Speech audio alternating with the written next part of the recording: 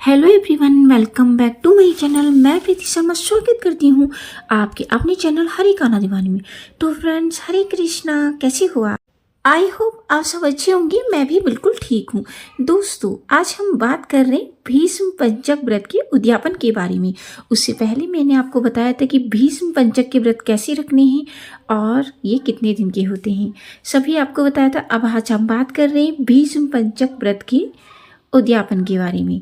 आप सभी ने भीष्म पंचक के व्रत रखे होंगे। अगर कार्तिक स्नान पूरे महीने नहीं कर पाए हैं तो 5 दिन आप ये कर लेते हैं तो आपको पूरे कार्तिक का जो फल है वो मिल जाता है। भगवान श्री कृष्ण को विशेष प्रिय है दामोदर मास। इसी कार्तिक के महीने में उन्होंने दामोदर लीला की थी, इसलिए इसे दामोदर मास भी कहते हैं।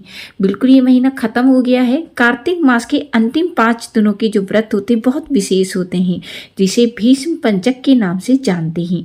दोस्तों, भीष्म पंचक का व्रत जो होता है उसका पालन कैसे करना है, उद्यापन कैसे करना है, ये संपूर्ण जानकारी आज हम इस वीडियो में जानेंगे।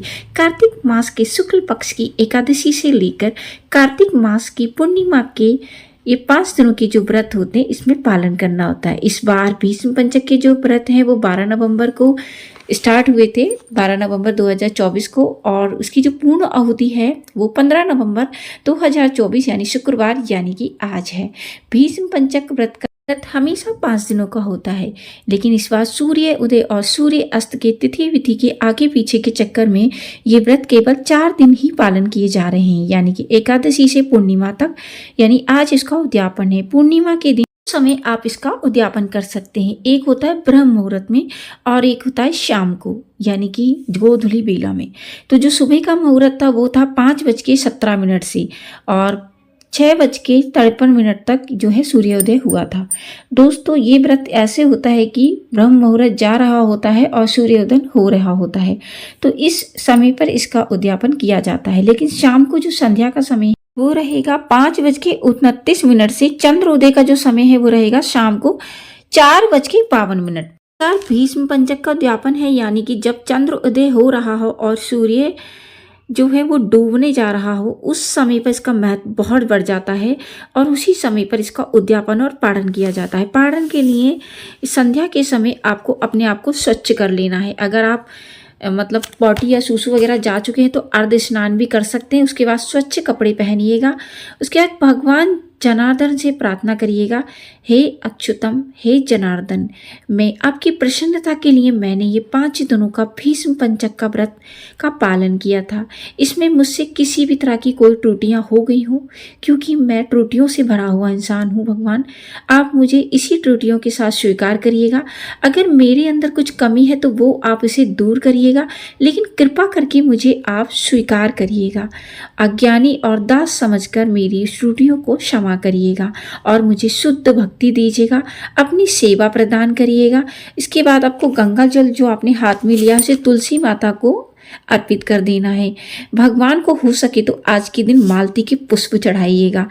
उसके बाद वहाँ पर बैठकर भगवान की स्तुति करनी है आपको। उसके बाद आपको कृष्णा का जाप करना है, हरे कृष्णा महामंत्र का जितना हो सके जाप करना है। और दोस्तों, आज के दिन आप उनको भोग अर्पित करिएगा। जो भी आपने भोग बनाया है, स्वादिष्ट पकवान आज के दिन बनाए जाते हैं, तो आप वो भोग बनाइएगा। भगवान जी को दीपदान करिएगा। जैसे आपने भगवान जी को दीपदान करते हुए दामोदर अष्टकम गाना है, यानी तो फ़ोन में भी सुन सकते हैं। दोस्तों, अगर आपने पुत्र प्राप्ति के लिए व्रत रखा है पति पत्नी ने, तो आपको दोनों पति पत्नी को ये व्रत करने हैं और भगवान के सामने दोनों को जोड़े से ही प्रार्थना करनी है। और उसके बाद आपको भगवान से प्रार्थना करनी है कि हे कृष्ण भगवान, हमने आपका व्रत किया है, अगर कोई भी हमसे कुछ गलतियाँ हो गई हों तो आप हमें क्षमा करिएगा, और हमारे व्रत से प्रसन्न है तो हमें एक ऐसी संतान दीजिएगा जो आप ही की भक्त हो, जिससे कि हम सभी आपकी सेवा में लगे रहें और हम सभी को अनंत भक्ति प्रदान करिएगा। ठीक है दोस्तों, उसके बाद आप उनको अच्छे अच्छे व्यंजन का भोग लगाइएगा। भगवान को तुलसी पत्र रखकर ही अर्पित किया जाता है, इसमें कोई भी संदेह नहीं। के दिन कृष्ण भगवान जी को सात्विक अन्न का भोग, मिठाई का भोग अर्पित करिएगा। प्रयास करिएगा कि सभी चीज़ें आप घर में ही बनाएं, बाहर से कुछ भी खरीद के मत लाइएगा। और किसी ब्राह्मण या वैष्णव को आपको आमंत्रित करना है, उन्हें भगवान का भोग लगा हुआ प्रसाद ही देना है। और उसके बाद उनको जब वो भोग से संतुष्ट हो जाए, अच्छे से भोग आपने करा दिया है उनको, उसके बाद उनको आप वस्त्र दीजिएगा, दक्षिणा दीजिएगा, अन्न दीजिएगा। उसके बाद आपको गाय माता को प्रसाद देना है भगवान जी का, जो आपने भोग लगाए वही प्रसाद एक भाग आप निकाल लीजिएगा और गाय माता को दीजिएगा और गौशाला में दान जरूर दीजिएगा। ठीक है दोस्तों, ब्राह्मण और गौ ग्रास निकालने के बाद आपको स्वयं पारण करना है। आपने अगर निर्जला व्रत रखा है तो आपको भगवान जी का चरणामृत पीकर ही पारण करना है, एक तुलसी पत्ता खाकर। अगर आपने फलाहारी रखा है तो आपको भगवान जी का प्रसाद खाकर पारण करना है।